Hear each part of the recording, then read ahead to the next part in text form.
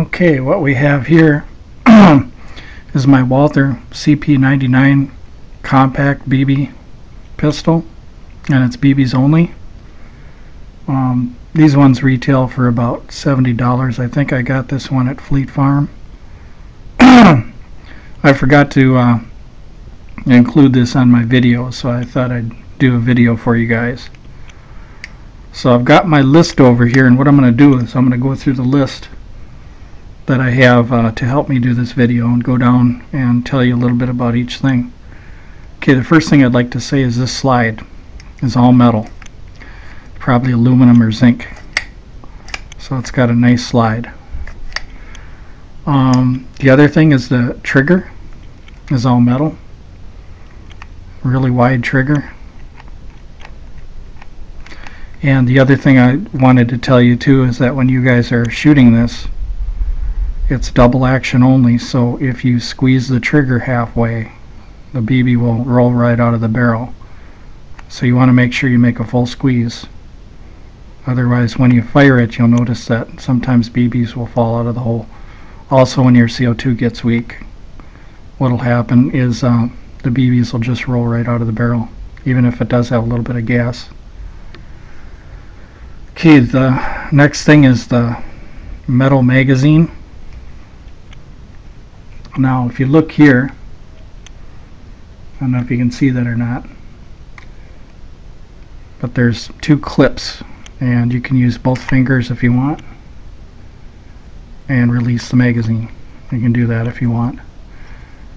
And the thing about the magazine is it's full metal, so you don't have to worry about this one falling apart. There's just two parts in this. You got the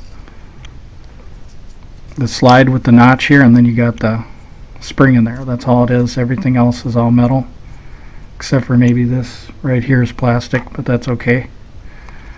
Now, when you're putting in magazines, a lot of people just slam them in. What I would do to make the gun last longer is just go like that.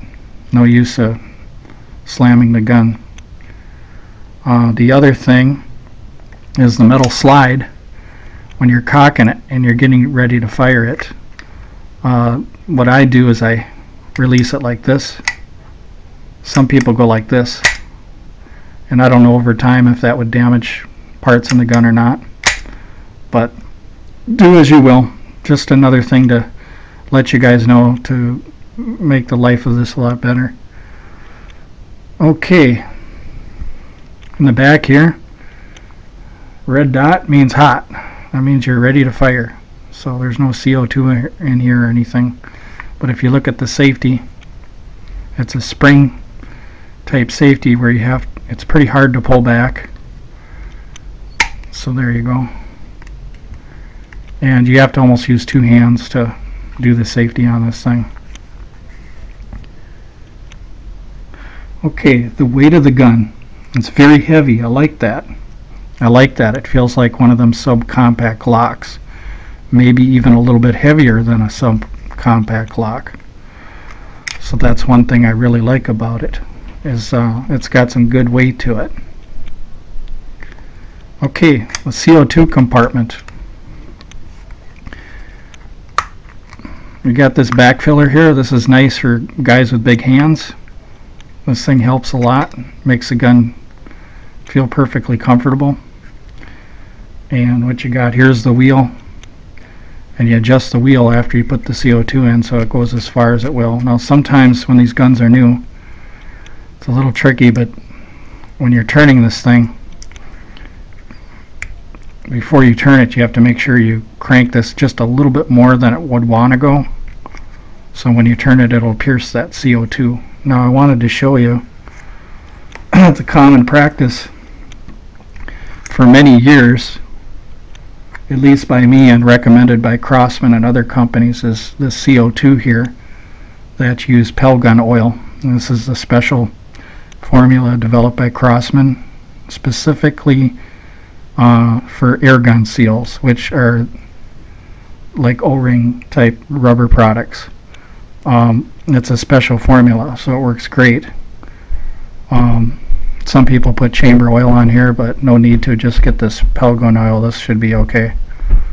So you want to put a little drop on each CO2 here. And once again, with CO2s, you don't want to crank them too far. You just want to get it enough so that you can get that CO2 in there. If something should happen where you damage your CO2, you can look at one of my videos where I show you how to make new seals. So if you look down in here, I don't know if you can see down in there. Let me get another light here and see if I can shine down in there.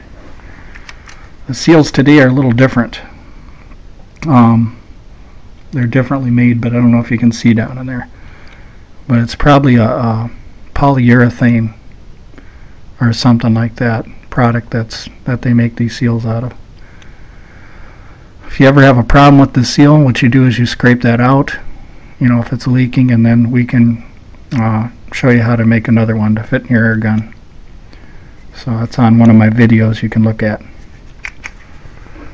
Alright, so I showed you that already about the CO2.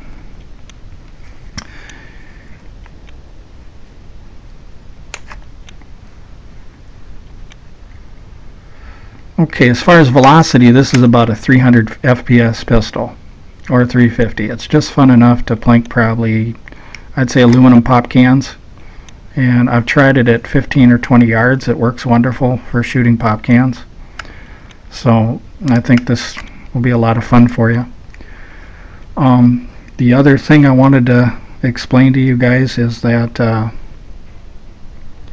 if you were to compare the velocity wise with this, it'd be equal to a Daisy Red Ryder BB gun, if you guys are wondering about the power.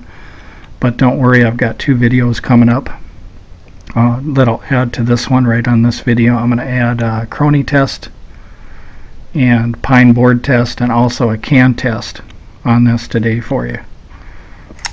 So, and one thing I should go over is I've noticed that, you know, many years ago BBs were pretty good, but then there were certain years where they would make BBs defective. And no offense to Crosman, but use Daisy BBs because they're a little bit better made.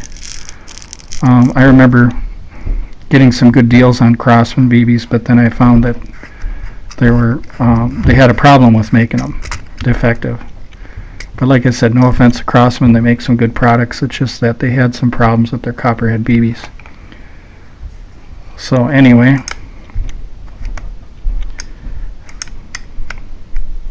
and over the years, that little trick with, you know, putting the pellet gun oil on the CO2, that's nothing. It's nothing new. It's been around for years.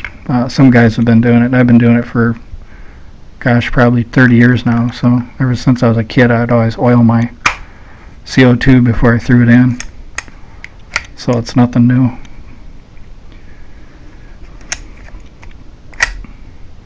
Anyway, I'm going to stop this portion of the video, let you take a look at the gun here. When I stop this video, I'm going to go right to the crony test. Get that out of the way. Show you guys how she does on the chronometer.